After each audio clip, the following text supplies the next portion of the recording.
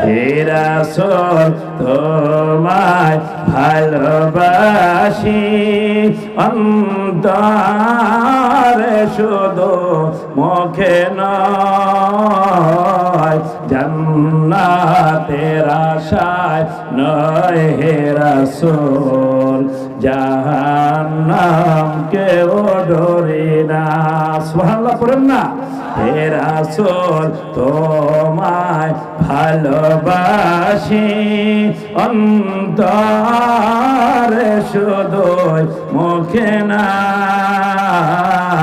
জান্নাতের আশায় নয় হে রাসূল জাহান্নাম কেউ ডরি না তোমারি নাম শুনিলা আল্লাহর ওলি ইমাম জাজুলি রহমাতুল্লাহ আলাইহি কোথাও রওনা দিলেন পথি মধ্যে জোহরের নামাজের আজানের সময় হলো বিশিষ্টার এই মুহূর্তে আল্লাহর ওলি ইমাম জাজুলি রহমাতুল্লাহ আলাইহি জোহরের নামাজ আদায় করবে ওযু করবে পানির প্রয়োজন ওযু করলে পানি লাগে কি লাগে না আরো জোরে বলেন লাগে কি লাগে না আল্লাহর ওলি মনে মনে কয় পানি কোথায় থেকে পাবো এই জায়গার মধ্যে তো কোনো পানির ব্যবস্থা নাই মনে মনে ভাবতে যে কোথায় থেকে পানি পাবো কি দিয়ে ওযু করব এমন সময় সামনের দিকে তাকাইয়া দেখে একটা কূপ দেখা যায়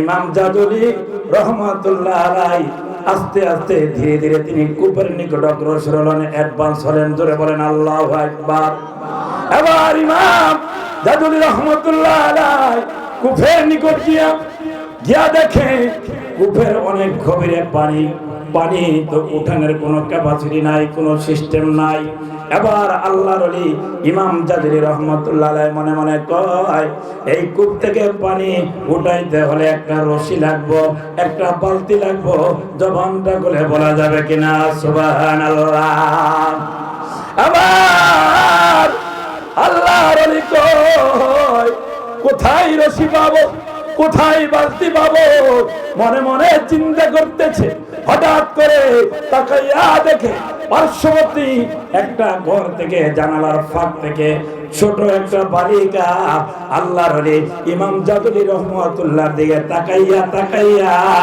হাসতেছে জোরে জোরে বলেন সুবহানাল্লাহ এবার ইমাম জাজুলি রহমাতুল্লাহ আলাইহি ডাক দিয়ে বলতেছে এ বালিকা তুমি কেন মুস্কি মুস্কি আছো ওই বালিকাটা উত্তর দেয় আল্লাহর ওলি ইমাম জাজুলি রহমাতুল্লাহ আলাইহি আপনি এত বড় আল্লাহর ওলি আপনার নাম শুনেছি আগে পড়ে আপনি কূপ থেকে পানি উঠানোর জন্য মনে হয় চিন্তা ভাবনা করতে দেন কয় হ্যাঁ মা কূপের এত গভীরে পানি কিভাবে পানি উঠাইব আমার একটা রশির দরকার একটা বালতির দরকার ওই বালিকাটা কয় আপনি এত বড় আল্লাহর ওলি কোনো এসএম দিয়া কোনো কারামতের মাধ্যমে তো পানি উঠাইতে পারেন আপনার কি রশির এবং বালতির প্রয়োজন তো হয় না জোরে জোরে বলেন সুবহানাল্লাহ আবার ইমাম জাজুলি রহমাতুল্লাহ আলাইহি ওই বালিকা ডাক দিয়ে বলতেছে ইমাম জাজুলি রহমাতুল্লাহ আলাইহি আপনি যদি পারমিশন দেন আপনি যদি ইস্তেজান করেন আপনি যদি অনুমতি দেন তাইলে আমি বিনা বালতি ছাড়া বিনা রশি ছাড়া এই কূপ থেকে পানি উঠাইয়া আপনাকে দেখাইয়া দিব জোরে জোরে বলবেন না সুবহানাল্লাহ বন্ধুরে আমার ও যুবক ভাইয়েরা ও মুরব্বী বাবারা ও ছোট ছোট কচিকাদা মাসুম বাচ্চারা গভীর মনোযোগ রে বাবা এবার আল্লাহর ওলি বলল ঠিক আছে মা তাইলে তুমি কূপ থেকে পানি আমাকে একটু ব্যবস্থা করে দাও উঠাইয়া দাও এবার ওই 9 বছর বাকিটা পরে 8 থেকে 9 বছর বয়সের ওই বালিকাটা নবী পাকের উপরে সব সময় দুরূদ শরীফ পড়তো দুরূদের উপরে আমল করতো দুরূদ শরীফ পড়ে ওই ছোট বালিকাটা 8 থেকে 9 বছরের বয়সের বালিকাটা নবী পাকের উপরে দুরূদ শরীফ পাঠ করে ওই কূপের ভিতরে থুতু নিক্ষেপ করলো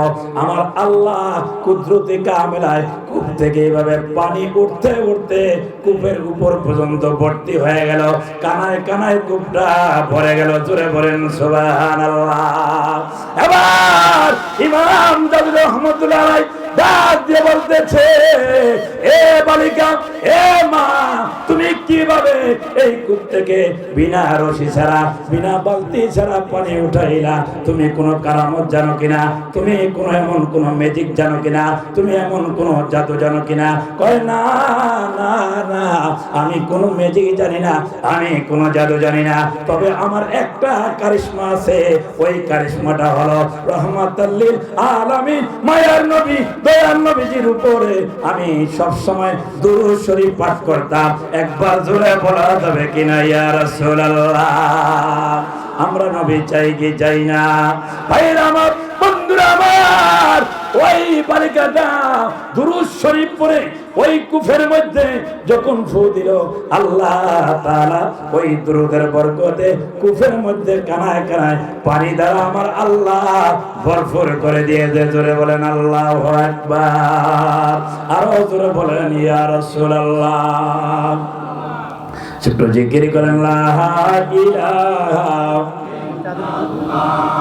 লা ইলাহা ইল্লাল্লাহ লা ইলাহা ইল্লাল্লাহ, জোরে লা ইলাহা ইল্লাল্লাহ লা ইলাহা ইল্লাল্লাহ মুহাম্মদ রাসূলুল্লাহ লা ইলাহা ইল্লাল্লাহ লা ইলাহা ইল্লাল্লাহ লা ইলাহা ইল্লাল্লাহ লা ইলাহা ইল্লাল্লাহ লা ইলাহা ইল্লাল্লাহ মুহাম্মাদুর রাসূলুল্লাহ। জবান খুলে পড়া যাবে কিনা সাল্লাল্লাহু আলাইহি ওয়াসাল্লাম? ও যুবক ভাইরা,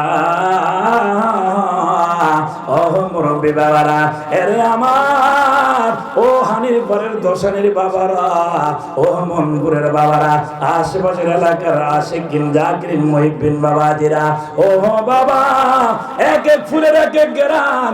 আমার পরে আরো দুইজন বক্তা আসবে, আপনার প্রত্যেকের কথাগুলি শুনবেন। হতে পারে কোন কথার দ্বারা জানি আমার আল্লাহ আপনাকে হেদায়েতের ফয়সালা করে দেয়। কথা বলেন ঠিক না বেঠিক? আমার ভাইরা, বলতেছিলাম নবী পাকের উপরে দুরূদ শরীফ পড়লে কি হয়? আমার নবী হাদিসে বলেছেন, মান সাল্লা আলাইহা ওয়াহিদাতান সাল্লাল্লাহু আলাইহি আশারা।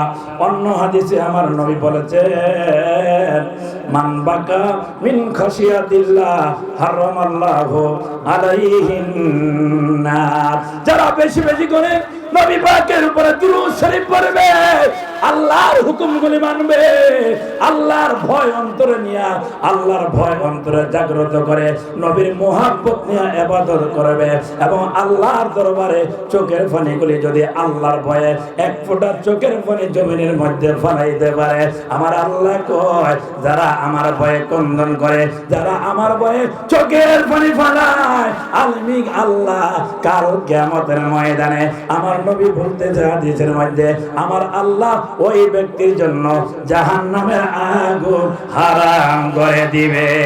জোরে জোরে বলুন সুবহানাল্লাহ। ভাইরা আমার, এমন নবীজির উম্মত হইলাম যেই নবীর উম্মত হওয়া আমাদের জন্য ভাগ্য রে বাবা। আমার নবী, দয়াল নবী, মায়ার নবী, রহমাতুল লিল আলামিন কেমন নবী একটু শুনলে আপনারা অবাক হবেন। আমার নবী তার চাচা আবু তালিবের সঙ্গে মাত্র 9 বছর বয়সে চাচা আবু তালিবের সঙ্গে রহমাতুল লিল আলামিন মায়ের নবী ব্যবসার উদ্দেশ্যে সিরিয়া গমন করলেন। জোরে বলেন সুবহানাল্লাহ। চাচা আবু তালিব বলল, এ মুহাম্মদ, এ ভাতিজা, চলো তুমি আমার সাথে।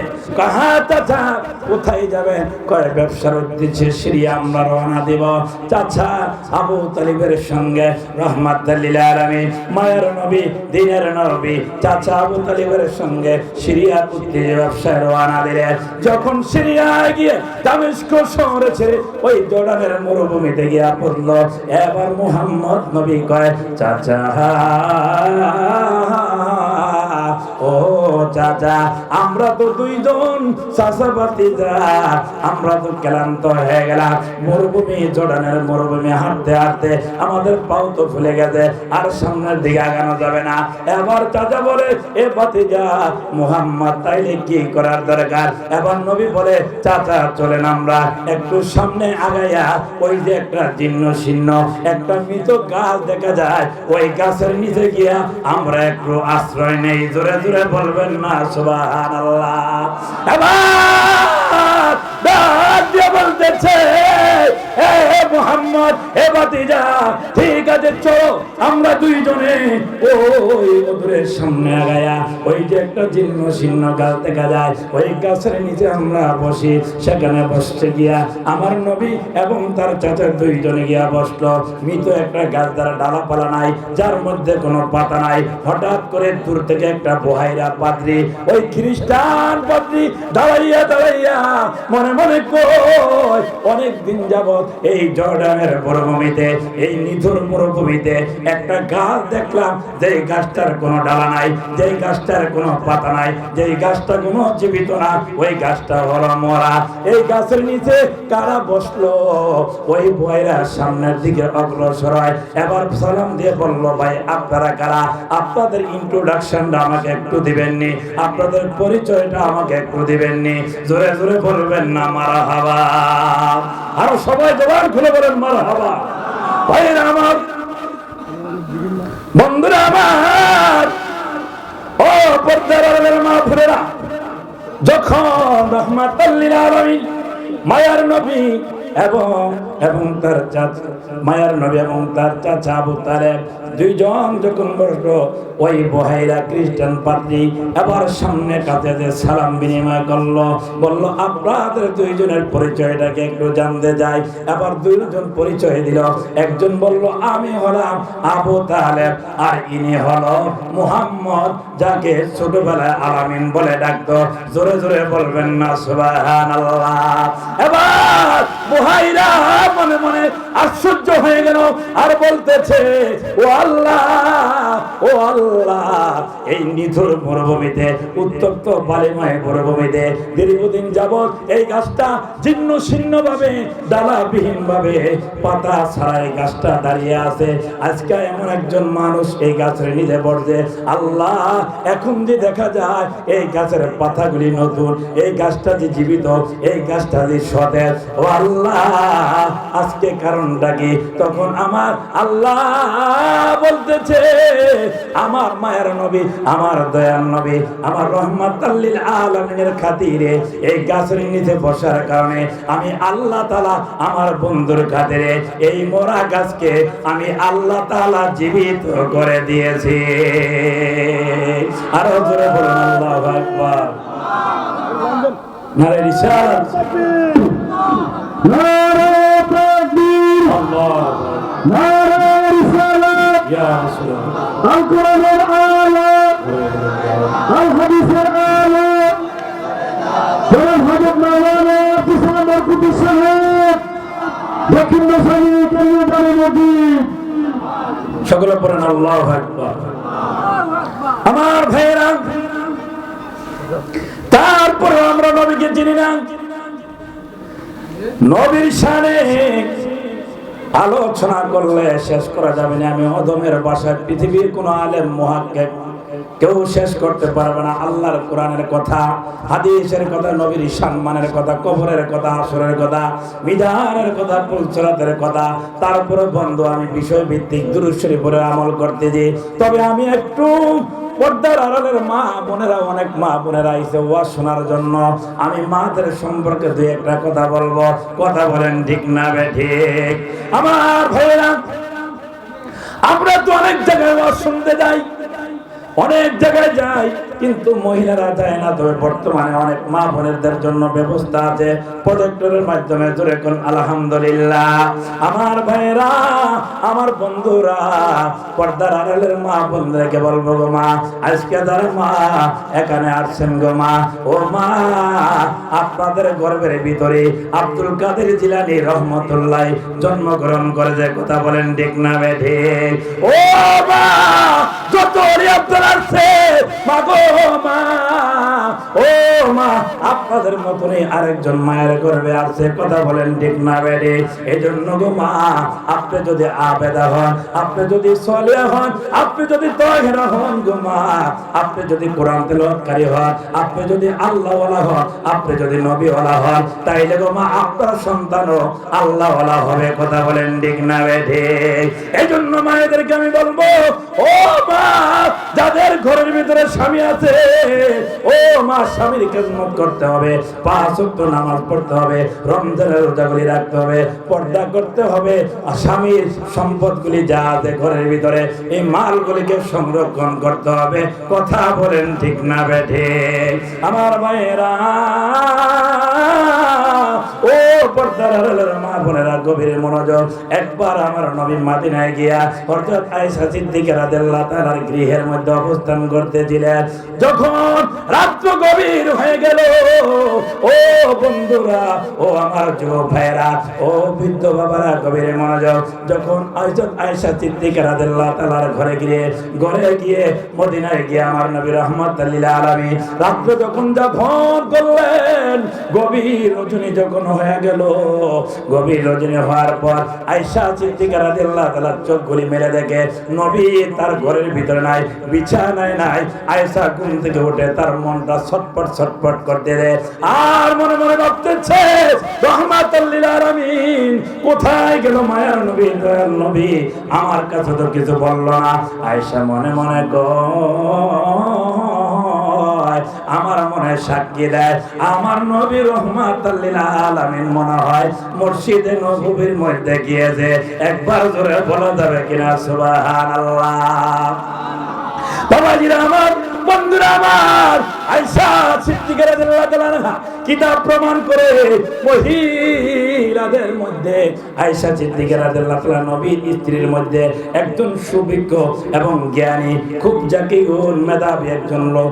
নবীজির সহধর্মিণীর মধ্যে আয়েশা সিদ্দিকা রাদিয়াল্লাহু তাআলা, তিনি মনে মনে কয়, আমার মায়ের নবী মনে হয় মসজিদে নববীর মধ্যে গেছে। ঠিক মতনই আয়েশা সিদ্দিকা রাদিয়াল্লাহু তাআলা মসজিদে নববীর মধ্যে গিয়েছে, গিয়ে দেখে মায়ার নবী, দয়াল নবী রাহমাতুল লিল আলামিন গভীর রজনীতে, নিঘুর রাত্রে ওই মসজিদে নববীর মধ্যে আমার নবীর হাত উঠাইয়া আল্লাহর দরবারে চোখের পানিগুলি ছেড়ে দিয়া এইভাবে নবীজির চেহারা মুবারক বায়া বায়া, চোখ মুবারক থেকে নবীজির পানিগুলি ঝরতেছে। জোরে বলেন আল্লাহু আকবার। আমার বাবারা, আমি কি দিয়ে বুঝাইব, কি ভাষা দিয়ে বুঝাইব গো মা? ও মা, দেখেন নবীর প্রতি না তার স্ত্রীর কত মোহাম্মত। আয়েশা সিদ্দিকা রাদিয়াল্লাহু তাআলা যখন গিয়া দেখলো নবীজি হাত মুবারক উঠাইয়া আল্লাহর কাছে কি যেন গুনগুন করে বলতেছে, আর চোখ বেয়ে চোখ, গাল মুবারক বেয়ে চোখ মুবারক দিয়ে পানিগুলি ঝরতে দেয়। আয়েশা চুপ করে দাঁড়াইয়া রইলেন। আয়েশা কিছু বলে না। যখন নবীজির মুনাজাত শেষ হয়ে গেল, এবার আয়েশা পিছন দিয়ে নবীজিকে সালাম দিলেন, ইয়া রাসূলুল্লাহ, ইয়া হাবিবাল্লাহ, নবী গো, ও মায়ার নবী, দয়াল নবী, আপনি তো আমার ঘরে অবস্থান করে দিলেন। ও নবী, যখন রাত্র গভীর হয়ে গেল, রাত্র যখন ডিপ হয়ে গেল, আপনি হঠাৎ করে আমার বিছানা থেকে কেন চলে আসলেন? আমার থেকে তো কিছু বললেন না। ও নবী, কারণটা কি? আমাকে কি আপনি বেশি ভালোবাসেন না? জোরে জোরে বলবেন না সুবহানাল্লাহ। এই কথা যখন বলল আয়েশা, নবীজির চেহারা মুবারকটা মলিন হয়ে গেল। এবার আয়েশা ডাক দিয়ে বলতেছে, ইয়া রাসূলুল্লাহ, ইয়া হাবিবাল্লাহ, ও মায়ার নবী, ও দয়াল নবী গো, এতক্ষণ যাবত আপনার চোখ বেয়ে বেয়ে পানি পড়তেছে, গাল মুবারক বেয়ে বেয়ে পানি পড়তেছে। নবী গো, ও মায়ার নবী, আমি যখন বললাম নবী আপনি কি আমাকে ভালোবাসেন না, এই কথা বলার পরে যে নবী আপনার চেহারা মুবারকটা কেন জানি মলিন হয়ে গেল। জোরে বলবেন না ইয়া রাসূলুল্লাহ। আবার নবী জানতে বলতে যে আয়েশা, এ আয়েশা, তুমি যেই কথা বলেছো এই কথার কারণে গো আয়েশা আমার হৃদয়ের ভিতরে আমি কষ্ট পেয়েছি, আমার তকলিফ হয়েছে, এজন্য আমার তোমার কথাটা আমার দুঃখ লাগছে, আমার অন্তরে লেগেছে, এজন্য আমার চেহারাটা মলিন হয়ে গেছে। ও আয়েশা, তবে আমি তোমাকে সতর্কবাণী করে দেই, আর কোনোদিন আমি নবীর সাথে এমন কথা বাক্য ব্যবহার করবা না। জোরে জোরে বলবেন না সুবহানাল্লাহ। আর কি বলেছে আয়েশা? বলছে ইয়া রাসূলুল্লাহ, ইয়া হাবিবাল্লাহ, আপনি মনে হয় আমাকে ভালোবাসেন না, আমার মনে হয় আপনি খাদিজা রাদিয়াল্লাহু তাআলাকে বেশি ভালোবাসেন। কয় কেমনে বললা? কয় আমি আপনার পিছন মোবারক দিয়া চুপ করে দাঁড়ায়া দাঁড়ায়া শুনতেছিলাম, আপনি গুনগুন করে মুনাজাত কইতেছেন, ও আল্লাহ, ও আল্লাহ, আমার খাদিজাতুল কুবরাকে আমি মক্কায় রেখে আসলাম, আল্লাহ তুমি আমার খাদিজার জিম্মাদার হইয়া যাইও। জোরে বলবেন না সুবহানাল্লাহ। এ যুবক ভাইরা, ও মুরব্বি বাবারা, ও আমার আশেপাশের এলাকার বাবারা, ও ছাত্র ভাইয়েরা, ও পর্দার আড়ালের মা বোনেরা, তখন আমার নবী বলল, আয়েশা কি বলবো খাদিজা সম্পর্কে? তুমি তো জানো না, তুমি হলো আমার সুখের সময়ের স্ত্রী, আর খাদিজা হলো আমার দুঃখের সময়ের স্ত্রী। কথা বলেন ঠিক না বেঠে? তখন আয়েশা বলল, ইয়া রাসূলুল্লাহ, ইয়া হাবিবাল্লাহ, নবী আপনি খাদিজার সম্পর্কে আমাকে কিছু শোনায়া দেন। এবার নবী কয়, আয়েশা আমি কি বলবো খাদিজার সম্পর্কে, তবে আমি একটু তোমাকে টাল দেই। আমি যখন হেরা পর্বতের গুহায় জানে মগ্নে ছিলাম, আল্লাহু আকবার, জোরে বলেন, আরো জোরে বলেন আল্লাহু আকবার।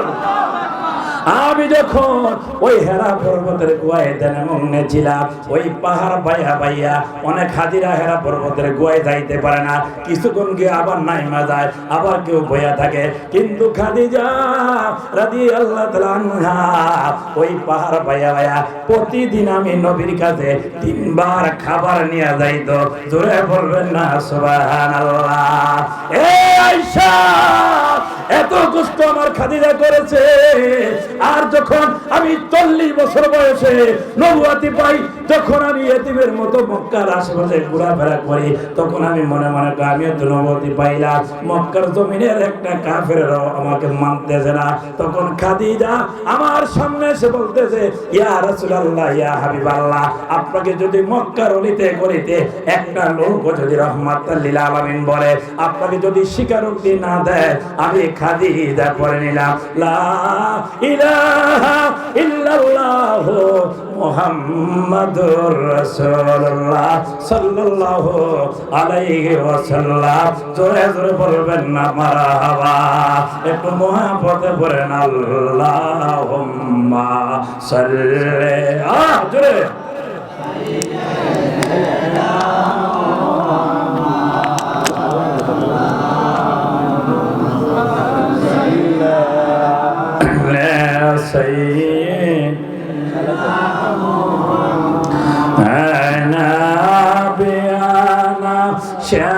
শাফিয়ানা মাওলানা মুহাম্মদ, নাবিয়ানা শাফিয়ানা মাওলানা মুহাম্মদ, আল্লাহুম্মা সাল্লি আলা সাইয়্যিদিনা মুহাম্মদ, যার জন্য খাদরে মত সে তো সোনার মদিনা, বল যার জন্য খাদরে মত সে তো সোনার মদিনা, স্বপ্ন যুগে পাইবা দেখা হইলে তাহার দেওয়ানা। আল্লাহ মারহাবা, জোরে সাইয়্যিদানা মুহাম্মদ, আল্লাহুম্মা সাল্লি আলা সাইয়্যিদিনা মুহাম্মদ। বাবারা আমার, বন্ধুরা আমার, খাদিজা রাদিয়াল্লাহু তাআলা সম্পর্কে আমার নবী ডাক দিয়ে বলতেছে, হে আয়েশা, আমি কি বলবো খাদিজা সম্পর্কে? খাদিজার যত ধন সম্পদ ছিল, খাদিজা আমার নামে ইসলামের জন্য সব কিছু ওয়াকফ করে দিয়েছে। জোরে জোরে বলবেন না মারহাবা। এজন্য আয়েশা, আয়েশা, এজন্য আমি তোমার গৃহে যখন ছিলাম খাদিজার কথা আমার মনে পড়ে গেছে। এজন্য আমি মসজিদে নববীর মধ্যে গিয়ে রে আয়েশা আবার খাদিজার জন্য আমি একটু দোয়া করে দিই। জোরে জোরে বলেন না সুবহানাল্লাহ। মা, মাগো মা, তোমার স্বামী যদি মা বিকলাঙ্গ হয়, তোমার স্বামী যদি প্রতিবন্ধী হয়, মা সুখের সময় স্বামীকে ভালোবাসো, না না দুঃখের সময় স্বামীকে ভালোবাসতে হবে। কথা বলেন ঠিক না বেঠিক? এজন্য স্বামীর পারমিশন দ্বারা কোনো জায়গায় যাওয়া যাবে না।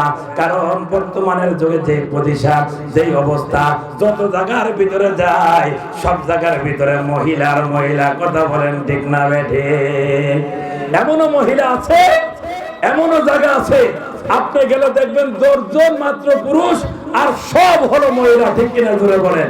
মেজরিটি পার্সেন্ট বাজারের ভিতরে গেলে দেখবেন মহিলাদের জন্য বাজারে বাড়া দেওয়া যায় না। ঠিক না বেঠিক? জোরে বলেন। এটা হলো কিয়ামতের আলামত। অতএব নবীজি বলছে মহিলাদেরকে পর্দায় থাকার জন্য, মহিলাদেরকে পর্দা করানো ফরজ। নামাজ যেরকম ফরজ, যাকাত যেরকম ফরজ, রমজানের রোজা যেরকম ফরজ, 5 ওয়াক্ত নামাজ যেরকম ফরজ, হজ যেরকম ফরজ, পর্দা করা ফরজ। ঠিক কিনা? আওয়াজ দিয়ে জোরে বলেন। কিন্তু দুর্ভাগ্য, আমরা আমাদের মহিলাদেরকে, মা বোনদেরকে আমরা সঠিকভাবে পরিচালনা করতে পারি না। আমাদের পুরুষের ব্যর্থতা আছে। কথা বলেন ঠিক না বেঠিক? অতএব আমাদের ব্যর্থতার কারণে আমরা পারি না। আপনি ইচ্ছা করলে আপনার পরিবারকে, আপনার স্ত্রীকে আপনি পর্দায় রাখতে পারবেন, তবে একদিনে না, আস্তে আস্তে আস্তে আস্তে স্লো পজিশনে ধীরে ধীরে তাকে এইভাবে আনতে হবে। ঠিক কিনা জোরে বলেন? ইসলামরা এভাবে আসে নাই। এই ইসলামের ভিতরে অনেকগুলি রণাঙ্গন হয়েছে, অনেক যুদ্ধ হয়েছে। সাহাবাদের তাজা রক্তের বিনিময়ে ইসলাম ধর্ম জিন্দা হতা হয়। কারবালা কি বাত? জোরে বলেন আল্লাহু আকবার। জোরে বলেন। কারবালার প্রান্তরে অনেক সাহাবারা জীবন দিয়েছে। ইমাম হাসান হুসাইন নবীর পরিবার শহীদ হয়েছে, তারপরে এই ইসলাম ধর্ম প্রতিষ্ঠিত হয়েছে। ঠিক কিনা জোরে বলেন? এজন্য আল্লাহ তাআলা বলে ইন্না দীনা ইনদাল্লাহিল ইসলাম। ইসলাম ধর্ম হলো আমার একমাত্র মনোনীত সিলেক্টিত ধর্ম। জোরে বলেন আল্লাহু আকবার। জোরে বলেন। ইসলাম হলো শান্তির ধর্ম, এটার ভিতরে শান্তি আছে। অতএব আমরা যদি ইসলাম ছাড়া অন্য কিছু অবলম্বন করি পন্থা, আল্লাহর দরবারে কাজ হবে না। আমাদের ইবাদত হবে আল্লাহর, আর ইবাদতের ভিতরে থাকতে হবে নবীর মুহাব্বত। কথা বলেন ঠিক না বেঠিক? 4টা জিনিসের উপরে আমল করবেন। নাম্বার 1 আল্লাহ পাকের ইবাদত, নাম্বার 2 নবীর মুহাব্বত, নাম্বার 3 মা বাবার খেদমত, নাম্বার 4 ওলিদের সহবত। জোরে বলেন মারহাবা। জোরে বলেন। এই 4টা বিষয়ের ভিতরে সব কিছু লুকায়িত আছে না নাই? জোরে বলেন। মহিলাদের যখন ম্যারেজ হয়, বিবাহ হয়, তখন সরা পড়ানোর সময় কি কয় বাবা? কথা কন আলহামদুলিল্লাহ কয়নি? কি কয়? আলহামদুলিল্লাহ। তখন কইলে মহিলারা কয় না যে তোমার বাড়ি থেকে এই ধরনের কাজ, এই ধরনের কাজ করতে হইব। অর্থাৎ আলহামদুলিল্লাহ বললেই বোঝা যায় ওই শ্বশুর বাড়িতে গিয়া তার যত কাজ আছে সব কিছু তার অবজারভেশন করতে হবে। ঠিক কিনা জোরে বলেন? ঠিক। এই 4টার উপর যদি আপনি যথাযথভাবে আমল করেন, এই 4টার ভিতরে ইসলামের সব জিনিসগুলি লুকায়িত আছে। জোরে বলেন মারহাবা। একটু মহাব্বতে বলেন আল্লাহুম্মা সাল্লি আলা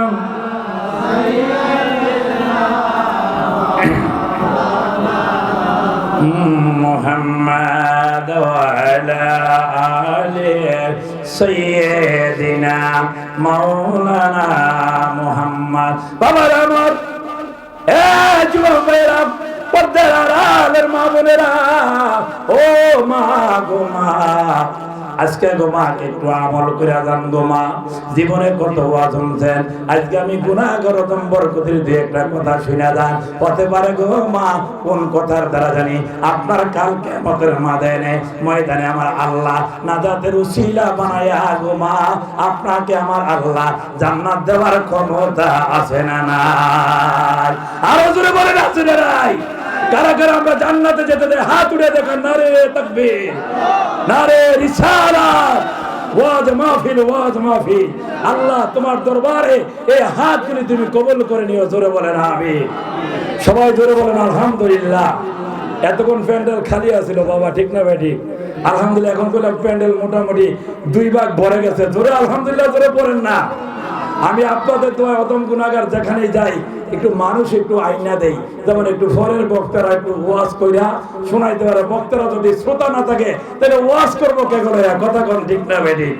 এটা আল্লাহর রহমত, আপনাদের দোয়া সারা বাংলাদেশ, আপনাদের দোয়ায় বিভিন্ন অঞ্চলে আমি ডিস্ট্রিক্টে ঘুরি, সফর করি, আপনাদের দোয়া, মা বাবার দোয়া, আমার উস্তাদীদের দোয়া, ওলিয়া উলিয়াদের দোয়া বরকতে বাংলাদেশের বিভিন্ন ডিস্ট্রিক্টে সফরে আপনাদের দোয়ায় যাই।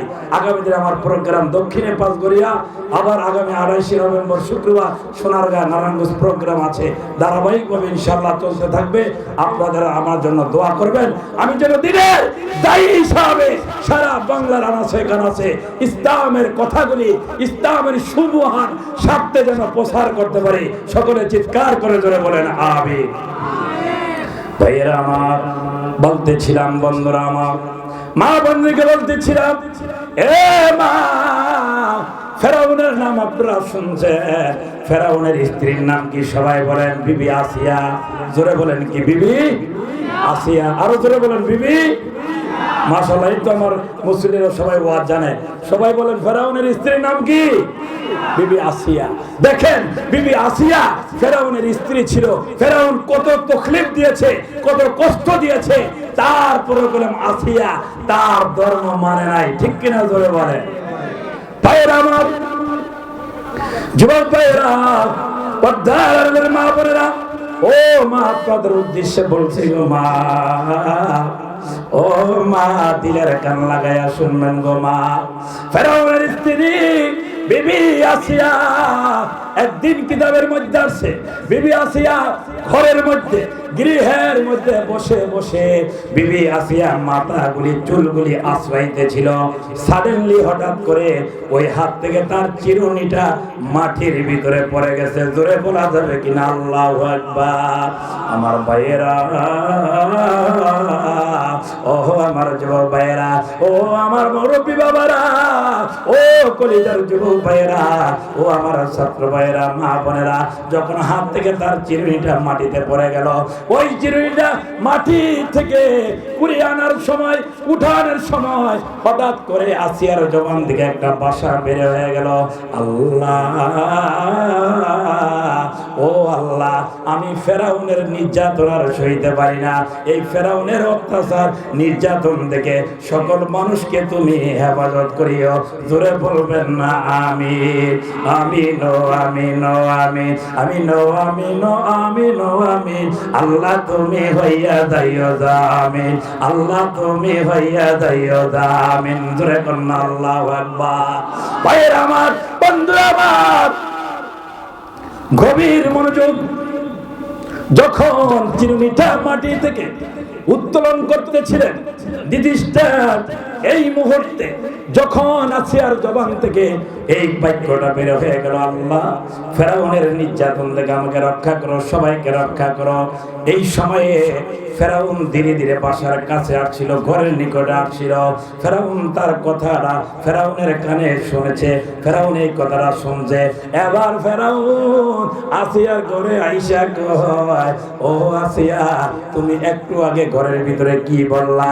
কয়, আমি কি বলছি এটা আমি জানি, আমার আল্লাহ জানে, আপনার কাছে তো কিছু বলি নাই, আপনি জানেন কি? কয়, আসিয়া, মিথ্যা কথা বলিও না, আমি আমি তোমার কথা শুই না বলাই দি। কয় কি কথা আপনি বলেন? কয় তুমি বলছো আল্লাহ এই ফেরাউনের অত্যাচার নির্যাতন থেকে আমি আসিয়া এবং সকল মানুষকে তুমি হেফাজত করো। আসিয়া তুমি সত্য কথা কইবা, তুমি কি মুসার ধর্মের উপরে ইসলাম গ্রহণ করছো নাকি তুমি সত্য কথা কইবা না আমার কথা তুমি মানবা? এবার আসিয়া কয় ভয় পাওয়ার কোনো কারণ নাই, কারণ আল্লাহ যদি আমার সহায়ক হয় তাইলে ফেরাউন আমাকে কিছু করতে পারবে না। জোরে জোরে বলা যাবে কিনা আল্লাহু আকবার। আমার ভাইরা, এ বন্ধুরা, ও পর্দার মা বোনেরা, এবার ফেরাউন ডাকতে বলতেছে এ আসিয়া তুমি সত্য করে বলবা তুমি কি মুসার ধর্মের উপরে ঈমান আনছো? এবার আসিয়া বলতেছে হ্যাঁ আমি মুসার ধর্মের উপরে ঈমান আনছি। কয় কবে আনছো? কয় 1 বছর না 2 বছর না 3 বছর না 4 বছর না, কিতাবের মধ্যে আসছে। হে আসিয়া বলতেছে আমি আরো 40 বছর আগে আমি মুসা নবীর ধর্মের উপরে ইসলাম গ্রহণ করেছি। জোরে বলেন সুবহানাল্লাহ। এবার আসিয়াকে সুন্দর করে ফেরাউন বলতেছে আমি তোমাকে কোনো আঘাত করব না, কোনো টর্চারিং করব না, কোনো নির্যাতন করব না।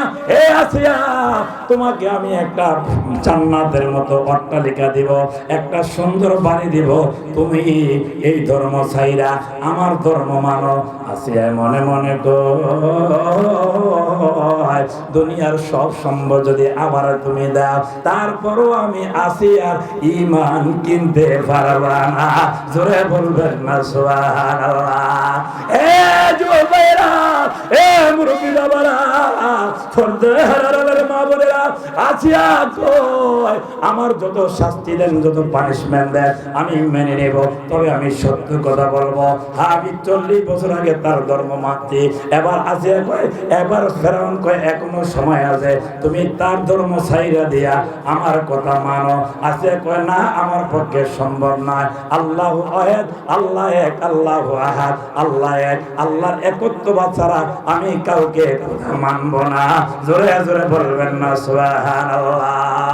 এবার ফেরাউন সিদ্ধান্ত নিল, ফেরাউন ডিসাইড নিল।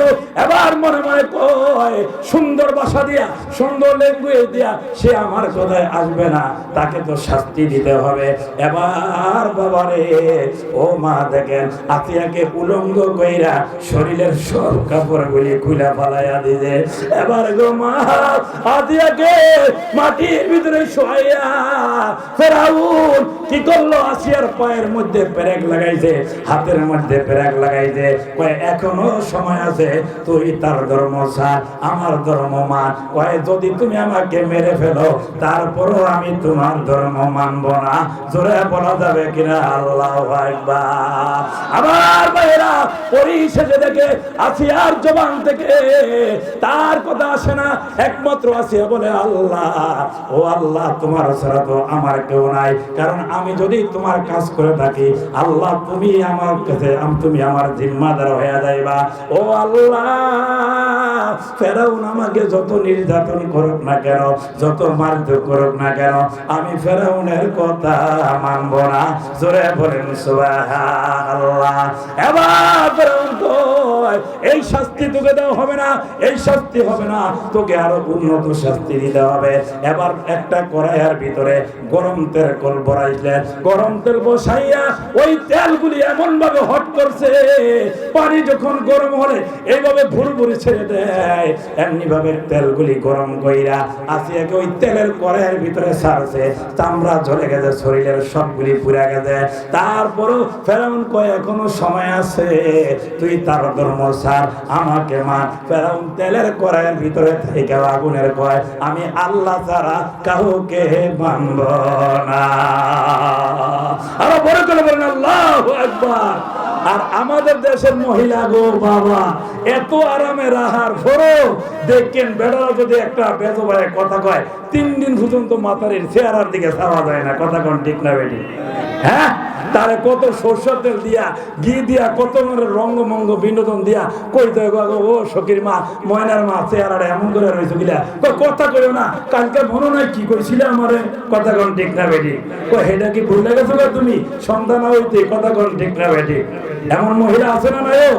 চাই না আমি বেশি আবার ওয়াজ করলে মহিলার আমার খানা কইলাম খারাপ পাঠাইবো, যাক খুব ভালো, যা আছে খুব ভালো, দেখা হইব সকালে, কথা কোন ঠিক না বেটি।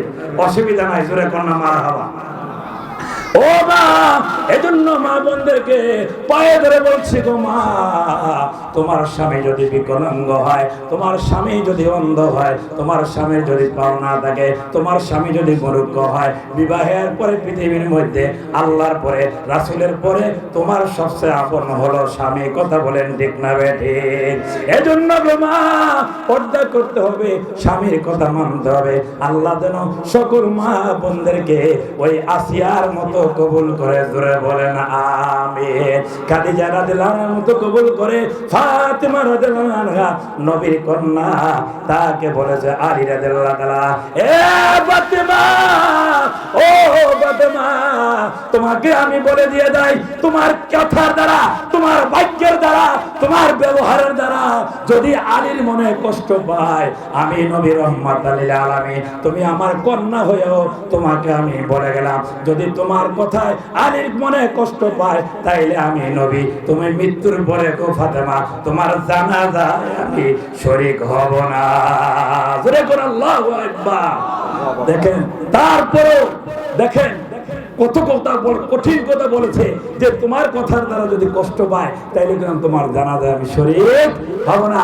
আর আমাদের দেশে যদি মায়া গো বিয়া দেয়, বিয়া দেওয়ার পরে শ্বশুর বাড়ি যায়, যদি মনে করেন জামাই বা বেহাইনেরা দুই একটা কথা কয়, বাইরের বাটায় যদি কয় মায়ায়, কয় রাখ, তোরে বিয়া দিলাম, যে বিয়া দিলাম, না দিলে না দিলাম, দিছি বিয়া দিছি, কি হয়েছে, দর কইলে তোরে 2 দিনের ভিতরে সারাই এলো, আমার কথা কোন ঠিক না বেটি? এই কথাটা বলার কারণে গেলাম মায়াডায় কইলাম একটা আপনার দিকে একটা কি পাইলো, রাস হয়ে এলো, মানে রাগটা গেল গা, মানে মেয়েটা একটু খারাপের দিকে যাবো গা, অতএব তাকে প্রশাসনের মাধ্যমে রাখতে হবে না, তোমাকে বিয়ে দিয়েছি, শ্বশুর বাড়িতে গিয়ে তো শ্বশুরের খেদমত করতে হবে, স্বামীর খেদমত করতে হবে, দ্বিতীয় কোনো কথা তোমার নাই। এজন্য আল্লাহ বলেছেন, হুন্না লিবাসুল লাকুম ওয়া আনতুম লিবাসুল লাহুন্না। জোরে বলেন আল্লাহু আকবার। আল্লাহ কোরআনে বলেছেন যে মহিলার হলো পুরুষের পোশাকের সমতুল্য, আর পুরুষ হলো মহিলাদের গায়ের পোশাকের সমতুল্য। জোরে বলেন মারহাবা।